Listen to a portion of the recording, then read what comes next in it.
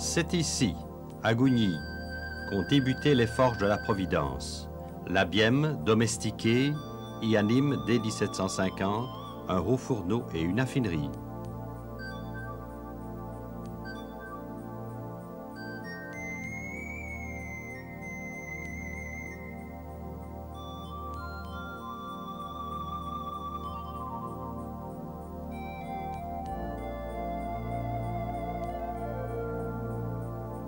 La présence des bois où se charbonne le combustible et des gîtes ferrifères nombreux en assure l'approvisionnement.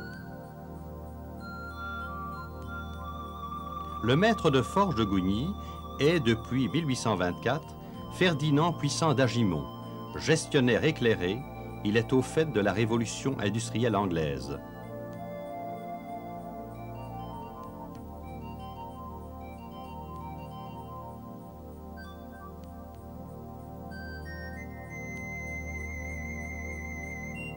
Il sait que l'heure de la fonte au coq a sonné et que les hauts fourneaux au charbon de bois devront bientôt s'éteindre. Il rencontre opportunément Thomas Bonhill, ingénieur anglais fraîchement débarqué sur le continent, ambitieux et rompu aux arcanes des forges à l'anglaise.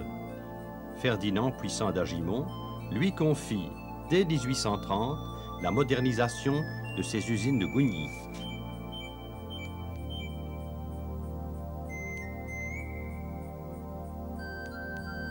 Thomas Bonhill le convainc de transplanter ses forges sur les 6 charbonniers de la Sambre et préconise l'implantation à Marchienne-au-Pont, au lieu dit Providence.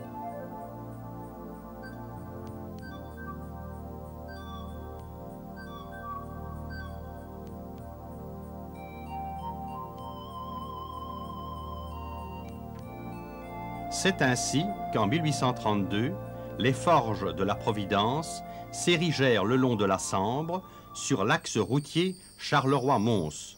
Des vestiges industriels importants témoignent encore, en un musée vivant, des valeurs ancestrales de notre forgerie.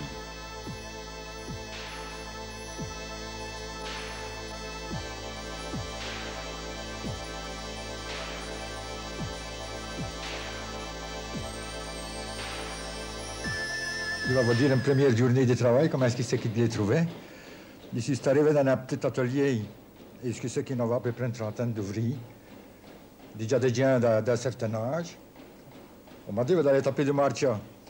On m'a mis, il y avait un vie marchot, un tout vie marchot, qui m'a presque plus clair. On allé pour 7 heures, et à 7 heures moins quart, il m'a dit, la première besogne, il me fait, c'est de commencer à faire de faire le forge. Je n'avais jamais vu une forge de ma vie. J'ai commencé à faire du fer forge, j'avais du coton, et de l'huile, trempé dans le bac à l'huile, et je trempais les hosties. Et j'ai commencé à faire du fer. Il m'a dit, ce n'est assez qu'on fait du fer. J'ai dit, tel mouster qu'un coup, et après c'est tout était ratelant.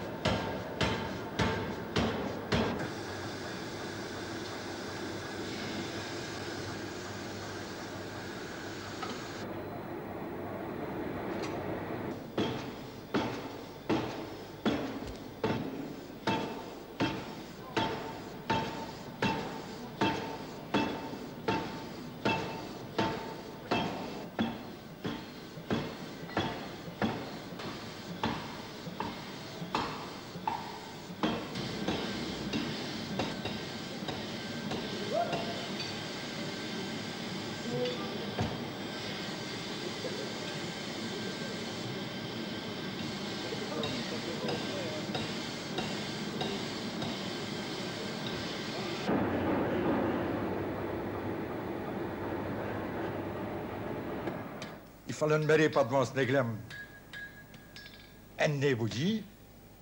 Et je dois dire que le premier coup que j'ai tapé de marche, il m'a dit ce n'est assez qu'on tape. Hein.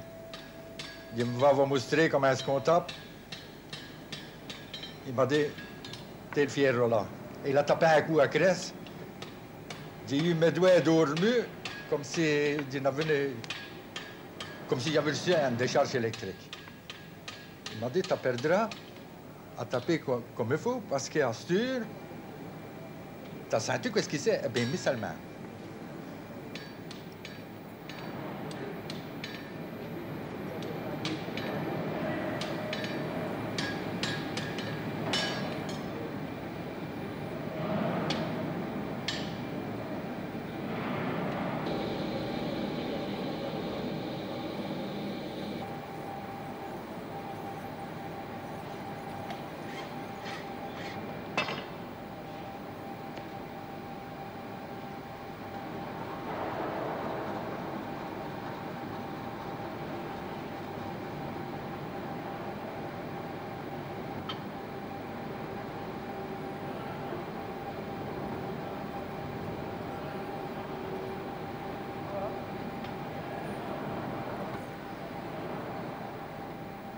Pour vous montrer à travailler, un vie marchand ne vous aurait jamais montré à travailler. Oui, il fallait un sac de spécial, un sac de consciencieux qui avait des enfants et qui disait, bah, le soleil lui peut-être tout. Et c'est ainsi qu'au fur et à mesure, je dois vous dire que le premier jour que j'ai fini mon travail, j'aurais bébré. Tellement j'avais mon maman, tellement j'avais des cloquettes, et elles s'ennuient, les cloquettes. Je tenais sur les autres camarades. On se dit comme mais nous avons souffert, il faut.